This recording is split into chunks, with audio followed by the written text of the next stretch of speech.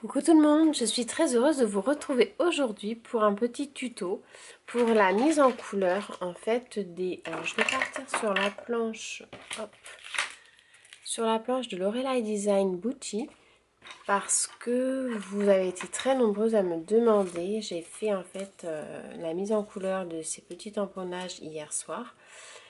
Et vous avez été très nombreuses à me demander comment je faisais parce qu'ils étaient très jolis. Donc voilà, je vous les montre un petit peu de plus près. Donc en fait, je les ai mis en couleur avec les crayons de couleur, les Derwent Kent. Donc c'est des crayons de couleur aquarellables. Ce sont vraiment mes chouchous, ce sont vraiment les meilleurs pour moi. Ils sont au niveau des pigments, ils sont très très colorés. Au niveau de la colorisation, ils se diffusent très très facilement. Et vous allez voir que c'est vraiment facile comme tout à réaliser. Et c'est vraiment pas compliqué du tout. Je pense qu'il faut juste avoir la bonne technique. Donc c'est pour ça que je vais partager ça avec vous. Et j'espère que mon tuto pourra vous apporter quelques petits conseils et que vous arriverez à faire vos petites mises en couleur correctement, enfin tout du moins qui vous conviendront. Donc moi par exemple pour celui-ci j'ai rajouté un petit peu de brillant et un petit peu de blanc, tout comme par exemple pour celui-ci où je rajoute un petit peu de blanc aussi, ça permet de donner un peu plus de luminosité. Et voilà, vous voyez, j'en ai mis un petit peu aussi. Et puis encore un petit peu. J'en mets toujours un petit peu. Pas trop pour pas que ça soit, pour pas que ça fasse faux, quoi. Mais j'en mets toujours un petit peu. Donc, très important aussi, c'est le papier. Donc moi, c'est du papier. Est-ce que j'en ai là?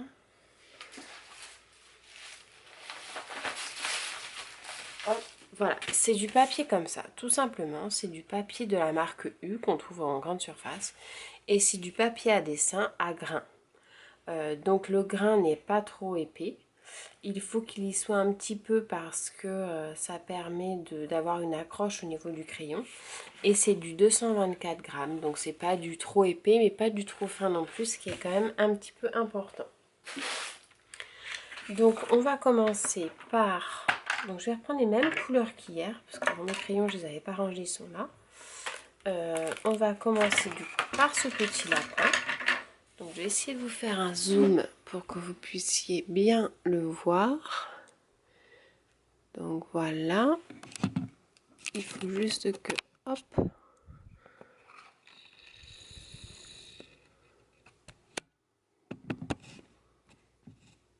Voilà.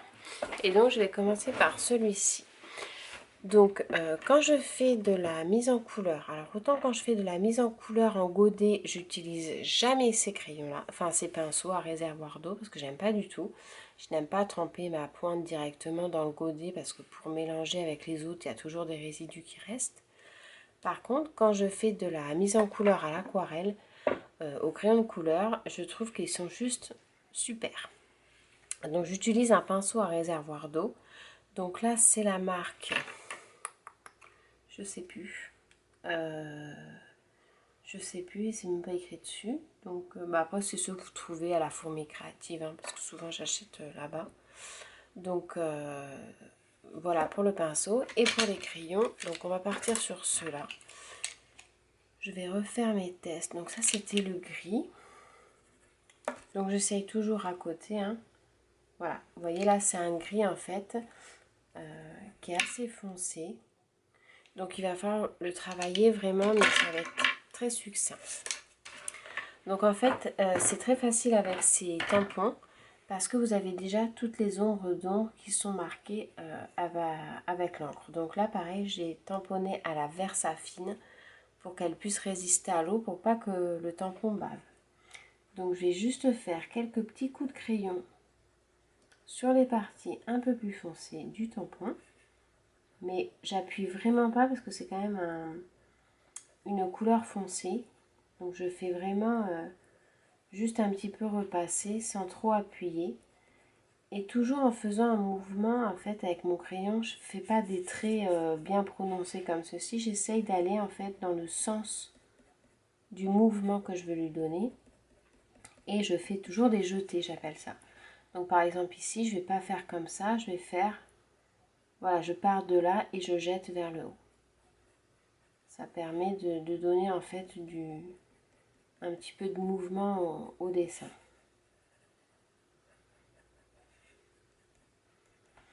Donc là, vous voyez, j'ai repassé, mais c'est vraiment succinct hein, sur le dessin. Et ensuite, je passe donc avec mon pinceau et je vais étirer le pigment de couleur vers les extrémités de mon dessin, là où il y a du blanc en fait.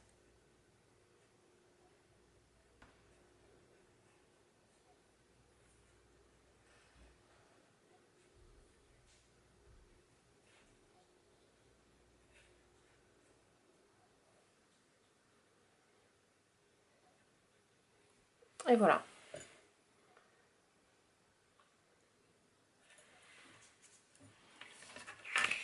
Voilà le résultat. Donc après, voilà, j'agrémente. Hein, par exemple, là, je vais faire des petites retouches. Alors, généralement, j'essaye de ne pas trop retoucher une fois que j'ai mis de l'eau parce que après, ça fait des démarcations. Mais je vais venir, hop, juste, je vais venir le chercher avec le pinceau. Donc ça, c'était pour le côté gris. Donc, on va attendre que ça sèche bien. On va lui remettre un petit peu de rose sur les joues. Et après, je vais vous montrer quand je mets le crayon blanc. Donc, avec, par exemple, le crayon marronné.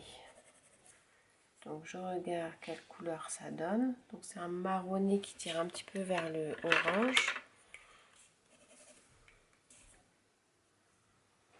Voilà, mais on va essayer de le faire en 2 couleurs. Donc on va prendre le plus foncé, c'est celui-là. Donc pareil, je vais venir travailler mes zones d'ombre. Alors, hop.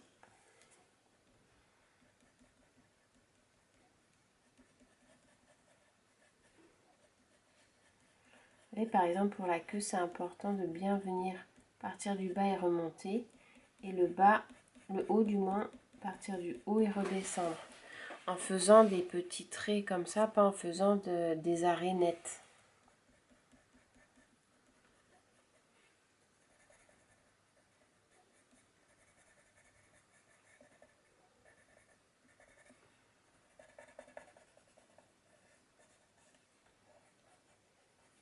Après, c'est vraiment, je fais un petit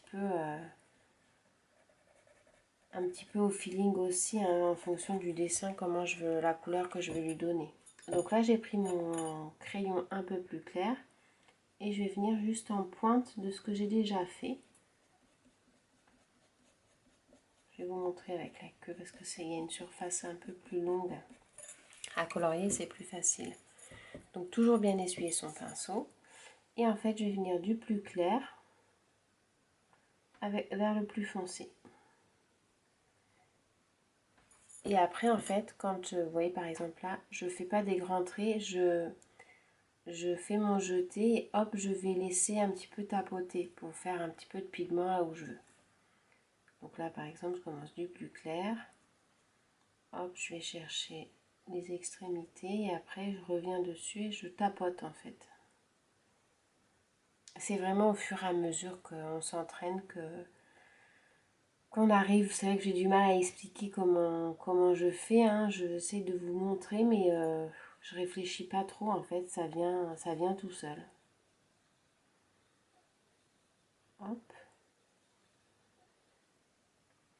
Et voilà, le petit lapin. Donc on voit bien les 2 couleurs là. Là, j'en ai pas fait trop, mais je vais le faire par-dessus. Je prends au crayon. Et en fait, voilà, je tapote.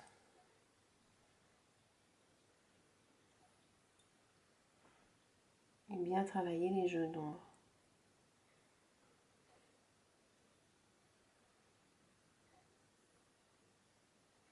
Voilà, donc ça c'est le petit lapin dans les tons marronnés. Ensuite, on va en faire un autre dans les tons... c'est un marron ça aussi. Un marron un peu plus jaune.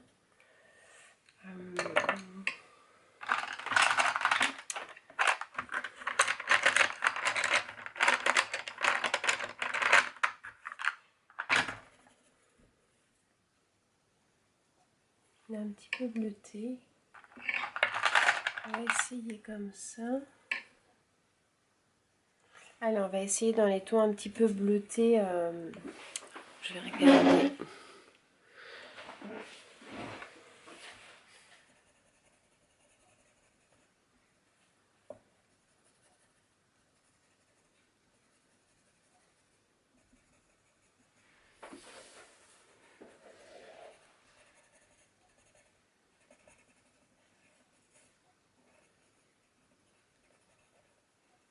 Voilà, là j'ai mis un petit peu de foncé un petit peu partout et je vais venir faire une petite liserée. Alors ce qui est important aussi, c'est de toujours avoir les crayons bien taillés.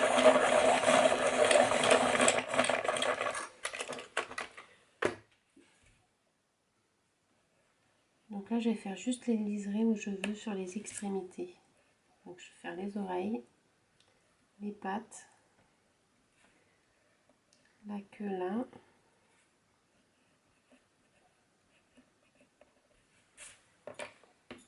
Et après je vais mettre mon eau.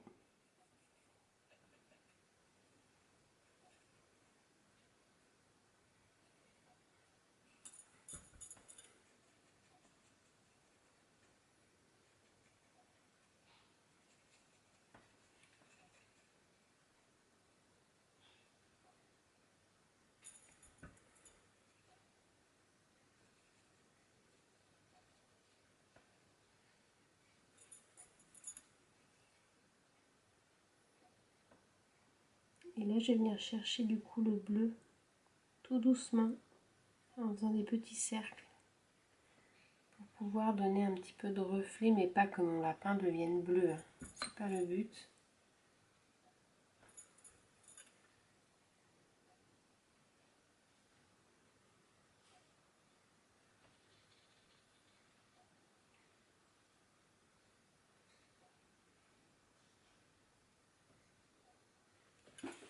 Et voilà.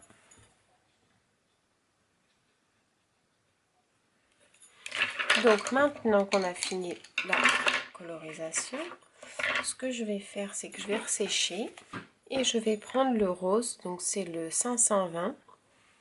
Et en fait, je vais rincer bien mon pinceau. Je vais prendre un petit peu de rose sur mon pinceau.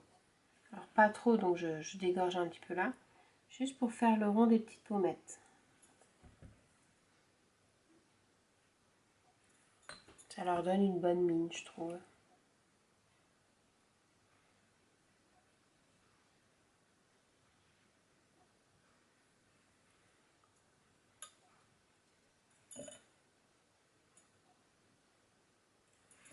Voilà, je trouve que celui-là, il est très très joli.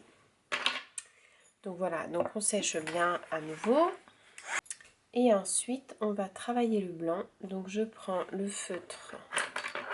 Donc il y a celui-ci que j'aime bien, que ma mère m'a offert et je crois qu'il vient de chez Shoe Flower. C'est le Ben Touch en 1 mm. Et après, il y a celui-ci, le Uniball de Simon. Donc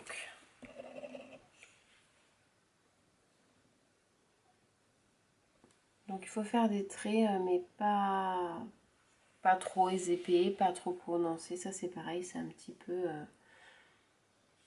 en fonction de ce que vous voulez faire. Hop.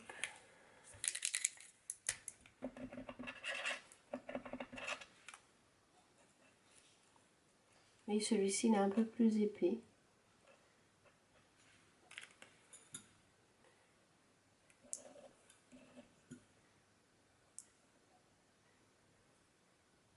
Hop.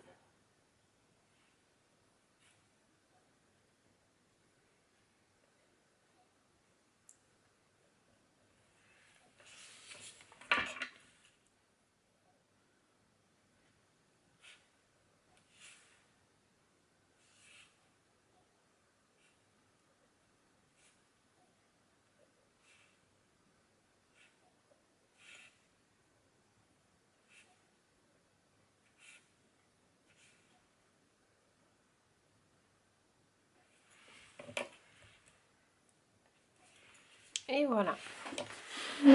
Donc voilà le résultat. J'espère que ma petite vidéo vous aura donné des petits conseils. Vous voyez, c'est vraiment pas du tout compliqué. Et si vous avez des questions, n'hésitez pas, c'est avec plaisir que je pourrai vous répondre quand je peux. Et puis n'hésitez pas à partager vos créations sur internet. Allez, à très bientôt. Bye!